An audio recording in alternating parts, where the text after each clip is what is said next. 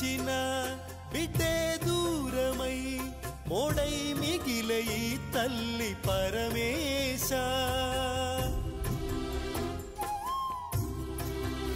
చెరుపల్లి గ్రామానికి చెందిన వెంకటమ్మ గారికి సంతానం లేదు. నేను ఒకరిని అల్లారు ముద్దుగా పెంచుకోవాలని బాబుని తీసుకొచ్చుకుంది మిర్యాలగూడ నుంచి. బాబుని తెచ్చుకున్న కొద్ది రోజులకి భర్త చనిపోయాడు. ఆ భర్త చనిపోయినా సరే ఇంకా ఏదో పని చేసుకుంటూ బాబుని సాధింది.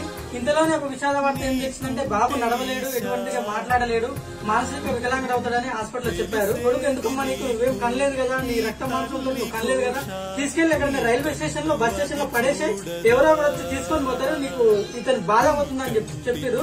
ఎంతమంది చెప్పినా సరే ఎన్ని సంవత్సరాల నుంచి నేను కనకపోయినా సరే వాడికి నేను తల్లిని గుర్తుపట్టిండు, నేను లేకపోతే ఉండలేడు, నన్ను చూడకుండా ఒక ముద్ద కూడా తినలేడు అని బాధపడుతూ ఇంతమంది చెప్పినా సరే తనకు తినడానికి లేకున్నా సరే ఆ బాబుని ఎట్లనే సాగుతుంది. దయచేసి మీకు హెల్ప్ చేయండి.